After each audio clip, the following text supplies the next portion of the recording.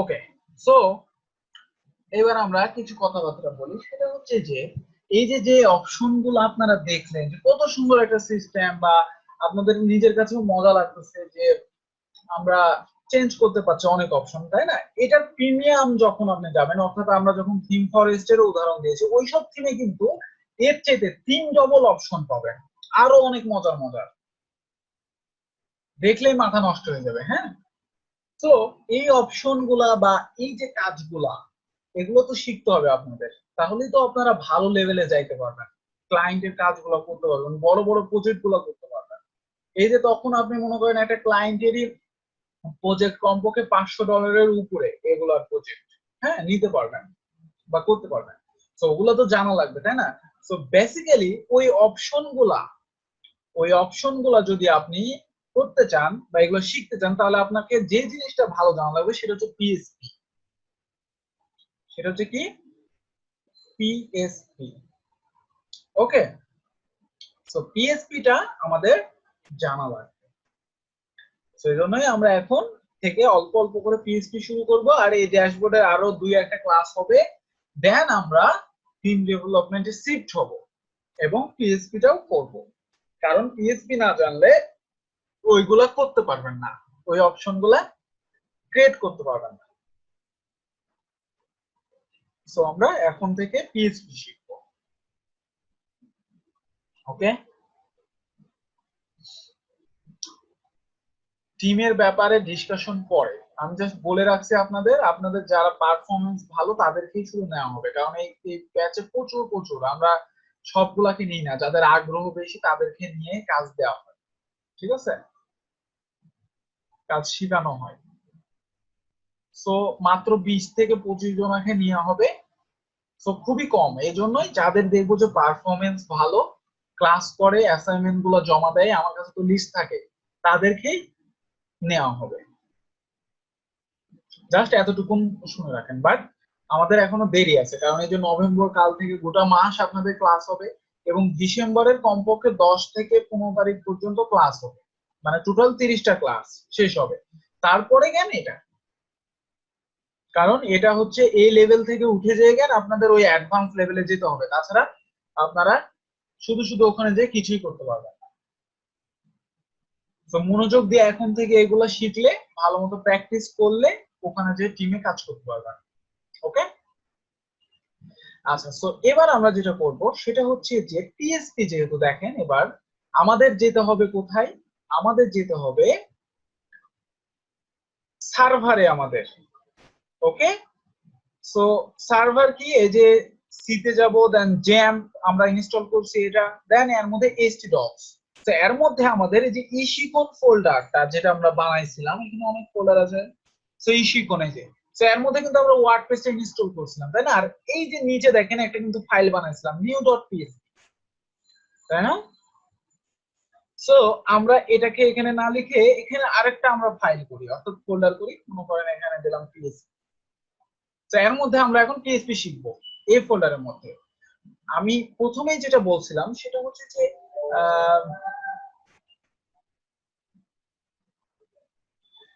যেটা আমরা প্রথমেই বলছিলাম যে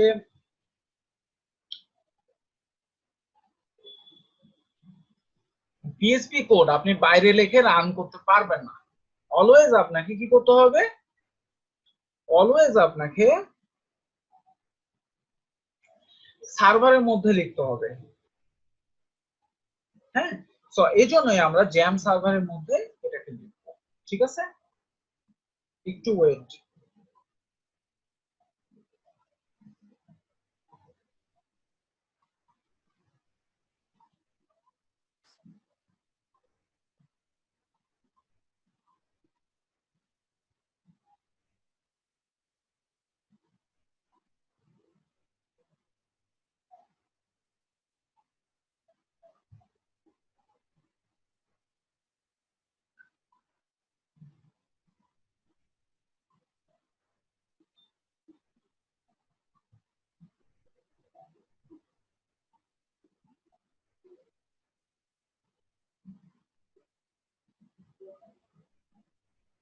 একটু ওয়েট, আমি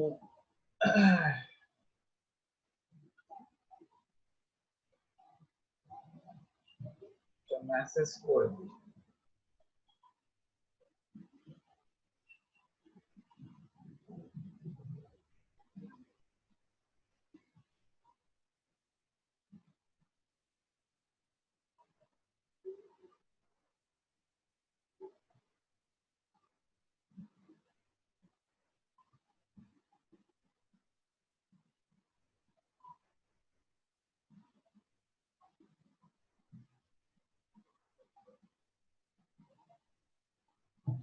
ওকে, সো আমাদের পিএসপিটা সার্ভারের মধ্যে লিখতে হবে। হ্যাঁ হ্যাঁ, আলাদা তৈরি করতে হবে। পিএসপি সব কাজে লাগবে। পিএসপি তে যত ভালো করবেন তত ভালো আগাতে পারবেন সামনে। ঠিক আছে, যেরকম পিএসপি বিভিন্ন ফ্রেমওয়ার্ক আছে, যে লারাভেল, প্রচুর প্রচুর ডিমান্ড এখন জবের ক্ষেত্রে। নিম্ন আপনাদের 50 থেকে 60 হাজার টাকা বেতন এটার জবের। ঠিক আছে, এত ডিমান্ড এবং সবচেয়ে জনপ্রিয় এখন। সো এটারই একটা ফ্রেমওয়ার্ক ওটা। ঠিক আছে, সো অনেক কিছু করা যায়। এই যে ওয়ার্ডপ্রেসটা, এটা টোটালি কি এই পিএসপি দিয়েই করা। এজন্যই যদি আপনি পিএসপি ভালো পারেন তাহলে কি ওটা পারবেন না ভালো? এজন্যই পিএসপিটা ভালো জানতে হবে। হ্যাঁ, সো এখানে আমাদের পিএসপি ফোল্ডারের মধ্যে আমাদের যেটা করতে হবে, এটা মনে করেন ফাইল বানাবো, যে কোনো একটা নাম দিতে পারি, অর্থাৎ সামথিং। দেন আমাদের এক্সটেনশন ইউজ করতে হবে ডট পিএসপি, যেহেতু এটা পিএসপি ফাইল। ওকে, পিএসপি। ওকে, নাও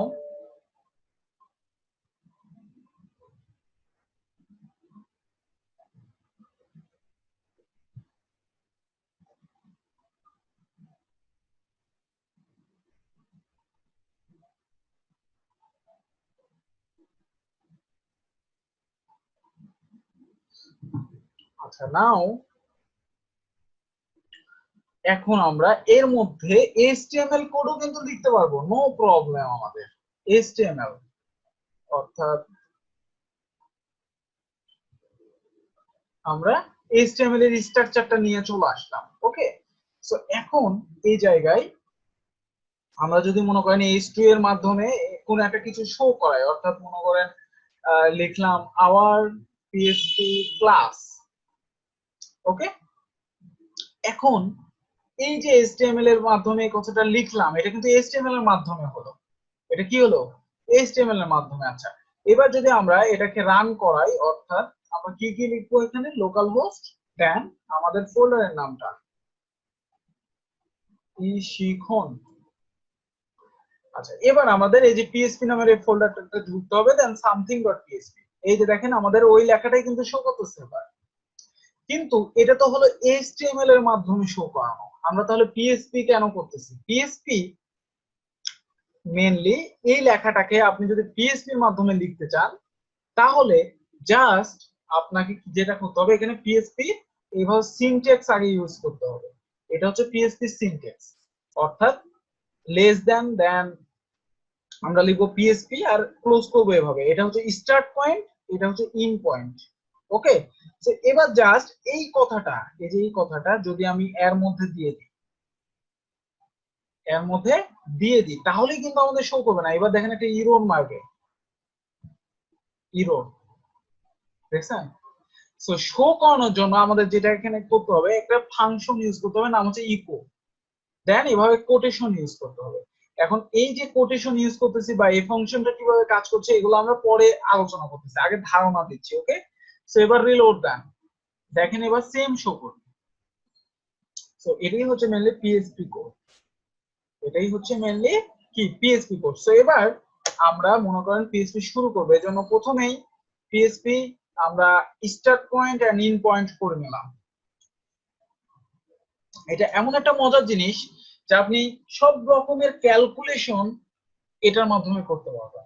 ক্যালকুলেশন অর্থাৎ মনে করেন আমি এমনি ধারণা দিচ্ছি, হ্যাঁ এখন আপাতত বোঝার দরকার নাই। সো ডলার এ মনে করেন 5 লিখতেছি, দেন ডলার বি ইকুয়াল টু 6 লিখতেছি। আমি যদি এই দুইটার মধ্যে এখন যোগ করতে চাই, যোগ, জাস্ট আমি যদি বলি যে ইকো ডলার এ প্লাস ডলার বি, দেন এবার যদি আমি রান করি, আমাদের এখানে আউটপুটে আসবে, দেখেন কত, দেখছেন?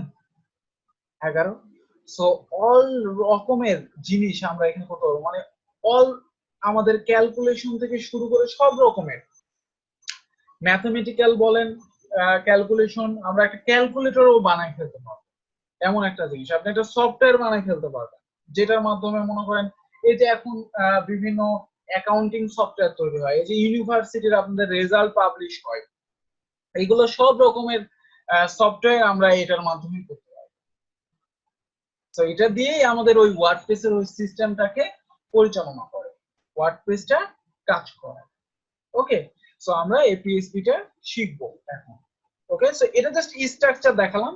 এখন আমরা মেন যে জিনিসটা শিখবো প্রথমে সেটা হচ্ছে ভ্যারিয়েবল। ভ্যারিয়েবল মানে হচ্ছে পাত্র, একটা পাত্র।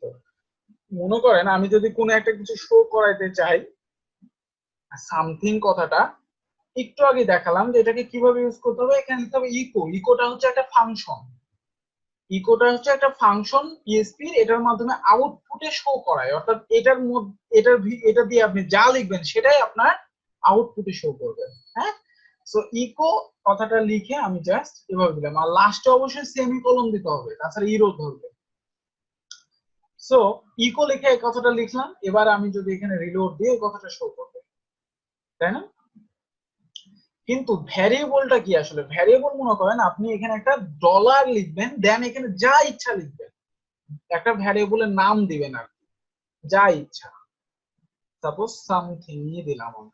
ওকে, দেন এটার মধ্যে এবার আপনি এই যে এই লেখাটুকুনকে দিয়ে দেন, এই লেখাটুকুনকে এর মধ্যে রাখলাম। এবার আমি যখন এই লেখাটাকে শো করাতে চাইবো তখন আমি এটাকে কল করব, এটাকে না। মনে করেন এখানে সামথিং ডিসক্রিপশন, এই কথাটা শো করবে, ডিসক্রিপশন।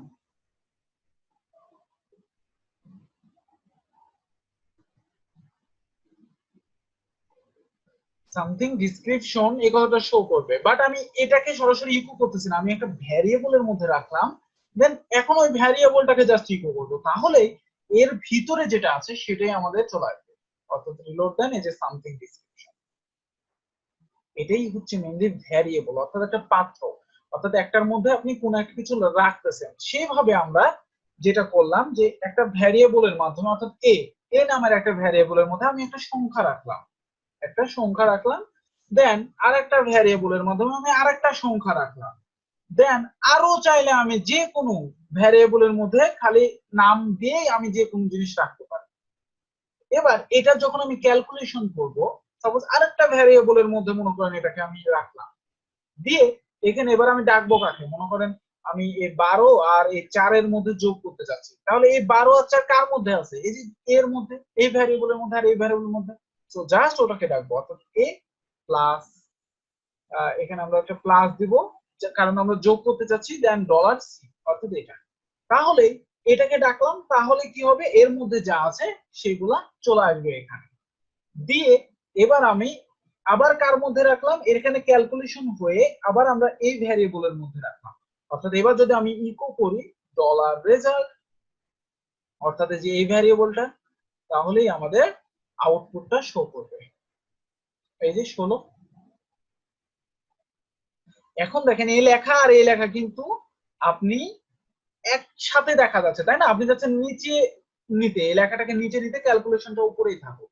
তো আপনি একটু আগে বললাম যে আমি এর মধ্যে এইচটিএমএল ইউজ করতে পারবেন। সো এইচটিএমএল এ আমরা ব্রেক কিভাবে করতাম? বিআর ট্যাগ এর মাধ্যমে, না এরকম বিআর ট্যাগ দিয়ে করতাম না? সো যদি এভাবে আপনি লেখেন সরাসরি তাহলে এখন ইরর দেখাবে। এই রিজনটা হচ্ছে পিএসপির মধ্যে আপনি এইচটিএমএল এর কোড এভাবে লিখতে পারবেন না, কারণ এখন আপনার কিন্তু এখানে সিনট্যাক্স হচ্ছে পিএসপি। আপনাকে এখানে শো করাইতে হলে এদের মতো করে লিখতে হবে, অর্থাৎ এই বিআরটাকেও আপনাকে কাজ করাতে হবে ইকোর মাধ্যমে।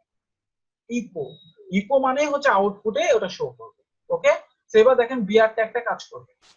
বিআর ট্যাগ কাজ করছে? কাজ করে নাই। এখানে এই ইয়াটা দেন, রিলোড দেন। এবার কই কাজ করে নাই তো বিআর, তাই না? বিআর, ও আচ্ছা, রেজাল্টের আপনাকে পরে দিতে হবে, আমরা তো রেজাল্টের আগে দিয়ে ফেলতেছি। সো এখানে করেন ইকো দেন বিআর। ওকে, তাহলে এবার কাজ করবে। রিলোড দেন, এই যে দেখেন 16টা নিচে নামাই দিছে এটাকে, অর্থাৎ এই যে সামথিং এর মধ্যে এটা আছে এই লেখাটা, আর রেজাল্ট তো এখানে রেজাল্ট হচ্ছে এই ক্যালকুলেশনটা, আর এখানে একটা বিআর দেওয়া আছে। তো এইভাবে আপনাকে এইচটিএমএল এর কোডটা কাজ করাতে পারবে। এখন যদি মনে করেন যে এই যে সামথিং কথাটা আপনি এখানে h1 h2 ইউজ করতে পারবেন, এই যে h1 সাপোজ h1 দেন আগে পরে জাস্ট h1, এটা কিন্তু এইচটিএমএল এর কোড তাই না, আমরা এবার এখানে ইউজ করতে পারবো। ওকে, কারণ এখানে যে কোটেশন দেওয়া আছে এই স্ট্রাকচারই কিন্তু আছে, এটা দেখেন এই জন্য এইচটিএমএল ইউজ করতে পারছি। ওকে, সো এই এতটুকুন আগে বুঝবেন ভালো মতো, সামনের দিন আমরা পিএইচপি নিয়ে আরো বিস্তারিত আলোচনা করব। এইভাবে আপনারা যোগ বিয়োগ গুণ ভাগ এই 4টা জিনিস করে আমাকে দেখাবেন অ্যাসাইনমেন্টে। আমি জাস্ট যোগেরটা দেখালাম কিভাবে করবেন। আপনারা এই সংখ্যার নিচে সাপোজ এই নিচেই বিয়োগ করবেন একবার, তারপরে গুণ করবেন, তারপরে ভাগ করবেন, 4টাই করবেন, 4টা করে দেখাবেন। ওকে,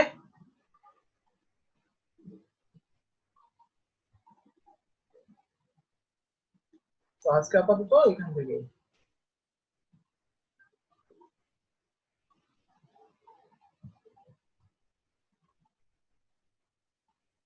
এটা করবেন। কারণ এই পিএইচপি তে একটা জিনিস মনে রাখবেন যে পিএইচপি তে যত ভালো হবেন এই যে এটাতে তত ভালো আগাইতে পারবেন সামনে সব ক্ষেত্রে, সব ক্ষেত্রে।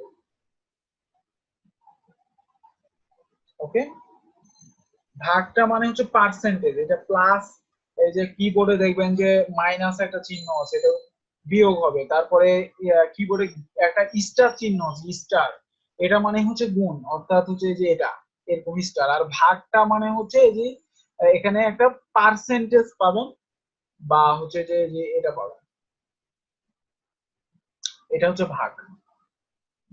পার্সেন্টেজটা হচ্ছে ভাগ শেষ বের করবে। ওকে, সো এই 4টা জিনিস করে দেখাবেন। ওকে, বাকি যে জিনিসগুলো ওগুলো সামনে ক্লাসে।